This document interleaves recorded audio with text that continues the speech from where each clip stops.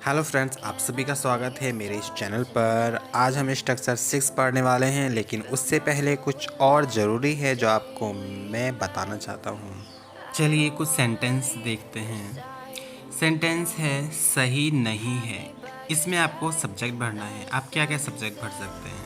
आप सब्जेक्ट भर सकते हैं वह लड़का सही नहीं है, राहुल सही नहीं है, गीता सही नहीं है, या फिर ज़रूरी नहीं है कि आप किसी पर्सन को ही यहाँ पर भरें। यहाँ पर आप एक्शन को भी भर सकते हैं। जैसे आप कहना चाहें कि ये करना सही नहीं है, तो आप कहना चाहते हैं फूल तोड़ना सही नहीं है, किसी पर हंसना सही नहीं है, किसी का सामान चुराना सही नहीं है।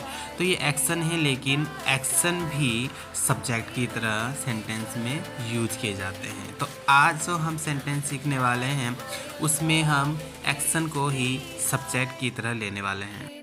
अगर आपको वर्ब या फिर एक्शन जिसको हम कहते हैं उसके विषय में कुछ बताना है, तो आप उस वर्ब उस एक्शन को सेंटेंस के सबसे पहले सब्जेक्ट की तरह यूज करते हैं। फ्रेंड्स, किसी भी वर्ब को यूज करने के लिए आप या तो टू के साथ वर्ब लगाएं या फिर आईएनजी फॉर्म का यूज करें। ओरिजिनल फॉर्म्स यही होती हैं। जैसे कि आपको कहना है हंसना, तो आप कह सकते हैं टू लाफ या फिर laughing.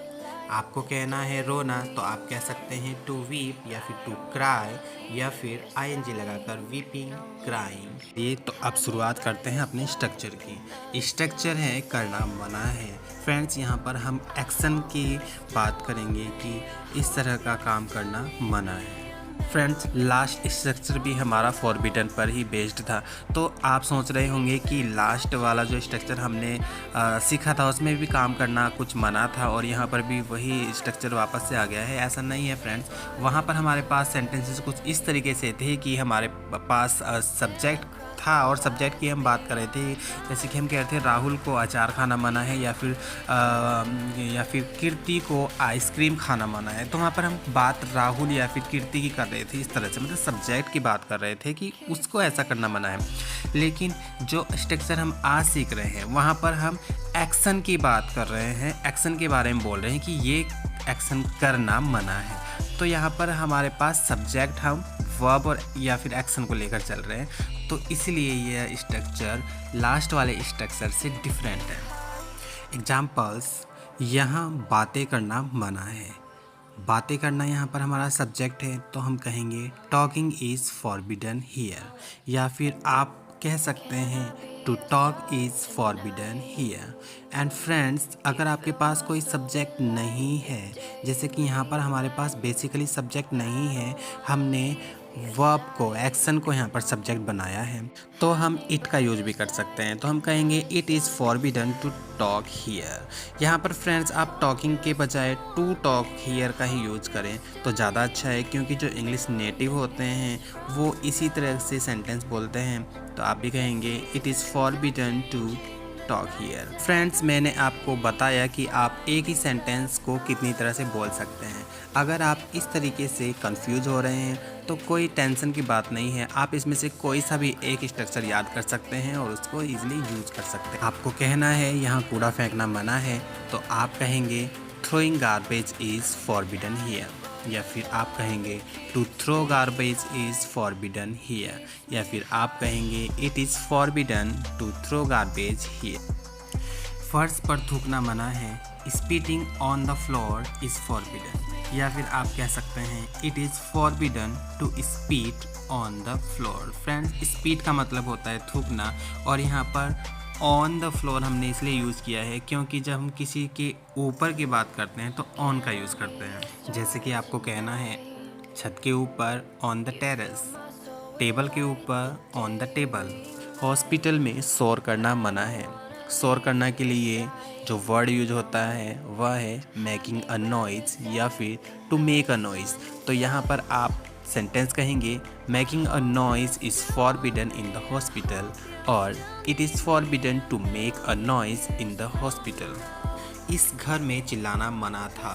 Shouting was forbidden in this house. It was forbidden to shout in this house. इस मैदान में खेलना मना नहीं था। Playing was not forbidden in this ground.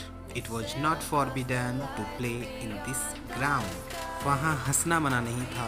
Laughing was not forbidden there. It was not forbidden to laugh there. क्या वहाँ नाचना मना था? Was it forbidden to dance there?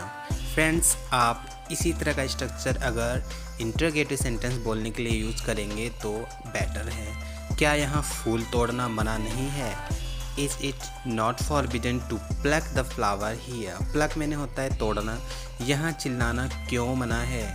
Y is it forbidden to shout here? तो friends, मैं recommend करूँगा आप it लगाकर ही ये सेंटेंसेस बनाएं.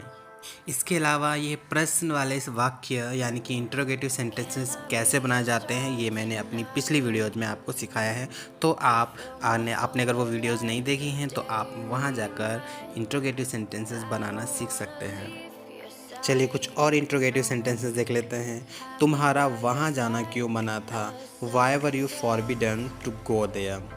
तुम्हें आइसक्रीम खाना किसने मना किया था? या फिर तुम्हारा आइसक्रीम खाना किसने बंद किया था? मतलब किसके द्वारा तुम्हारा आइसक्रीम खाना बंद कर दिया गया था. तो किसके द्वारा के लिए आप बाय हुम यूज़ करते हैं.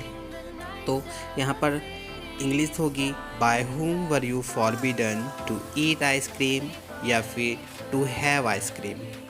फ्रेंड्स, इंट्रोगेटिव सेंटेंस के ऊपर ज़्यादा आपको सोचने की ज़रूरत नहीं है. इसी तरह के सेंटेंस बन सकते थे जो मैंने आपको सिखा दिए हैं. फ्रेंड्स, एक और बात जो मैं आपसे कहना चाहता था कि लास्ट स्ट्रक्चर 5 था उसमें मैं बता रहा था विच उसका मतलब कौन सा होता है, लेकिन जब मैं वीडियो एडिट कर रहा था तो वो साउंड आधा कट गया और वहाँ पर केवल कौन ही सुनाई दे रहा है. तो फ्रेंड्स, वो कौन नहीं है, वह कौन सा है.